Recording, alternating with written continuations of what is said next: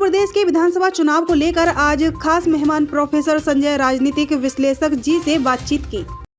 आज हमारे साथ हैं प्रोफेसर संजय, जो एक राजनीतिक विश्लेषक है। प्रोफेसर संजय, सोशल मीडिया पर आप काफ़ी एक्टिव रहते हैं, इसको आप मैनेज कैसे करते हैं?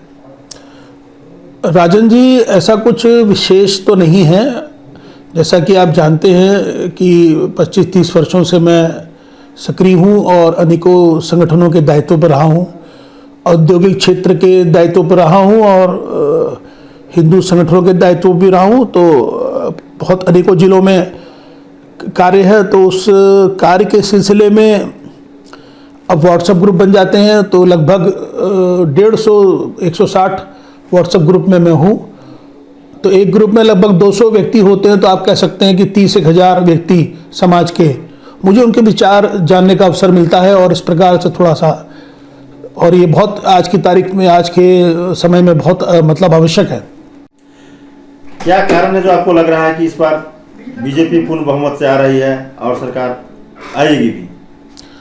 नहीं, जैसे मैंने बताया आपको कि सबसे बड़ी बात तो कानून व्यवस्था, और दूसरा मैं ये मानता हूँ कि भारतीय जनता पार्टी एक ऐसी पार्टी है जो जिस नाव में सवार है वो हिंदुत्व की नाव है। तो हिंदुत्व की नाव में सवार एक पार्टी है, हिंदुत्व की विचारधारा लेकर चलती है और हिंदुत्व इस देश की आत्मा है। तो निश्चित तौर से इसका लाभ उसको, पार्टी को मिलता है। तीसरा, योगी सरकार ने जिस प्रकार राशन वितरण किया है कोरोना काल में, वो अद्भुत है। आप भी ग्रामीण क्षेत्रों में जाइए, मैं भी ग्रामीण क्षेत्रों में गया हूँ। जिस प्रकार राशन वितरण सरकार ने किया है, ये बहुत बड़ा मुद्दा है। और चौथा, जिस प्रकार मुस्लिम माफिया, देखिए माफिया को धर्म के आधार पर नहीं देखना चाहिए, लेकिन ये कड़वी सच्चाई है कि उत्तर प्रदेश के अंदर जितने माफिया थे, 10 में से 8 मुसलमान थे। उनको जिस प्रकार सत्ता का संरक्षण प्राप्त हुआ था, वह सब को हटा करके जिस प्रकार योगी सरकार ने कड़े निर्णय लिए, उससे निश्चित तौर पर इनको लाभ मिलेगा। बहुत बड़ा लाभ पार्टी को क्या मिलता है कि जो कमल का निशान है, एक भाजपा का नैरेटिव है कि आप योगी को वोट दे रहे हैं, आप मोदी जी को वोट दे रहे हैं, आप प्रत्याशी को वोट नहीं दे रहे।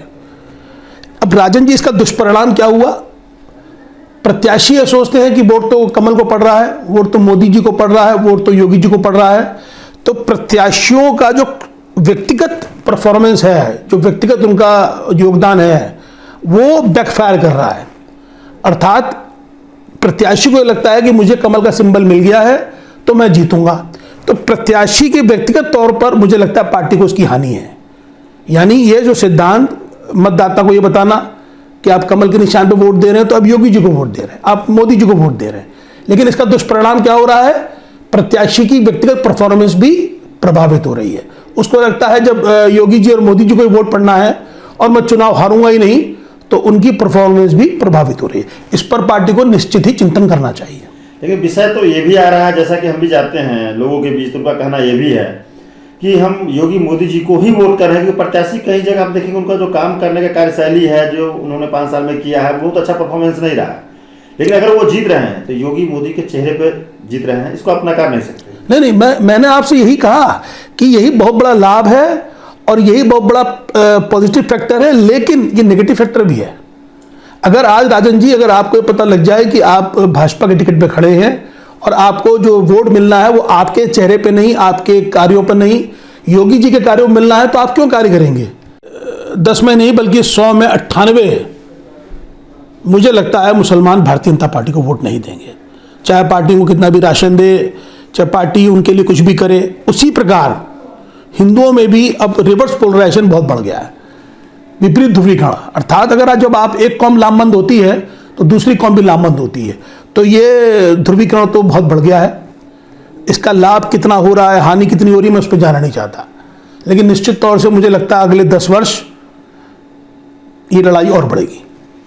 अभी जैसा कि आपने मुनव्वर राणा की अगर हम बात करते हैं, एक बहुत बड़े शायर भी हैं, काफ़ी फेमस हैं। उन्होंने कहा कि योगी जी अगर चुन के इस बार आते हैं तो मैं यूपी छोड़ जाऊंगा। चले जाना चाहिए उनको, क्या दिक्कत है? उत्तर भारत बहुत बड़ा देश है, उनके चले जाने से कोई फर्क नहीं पड़ेगा।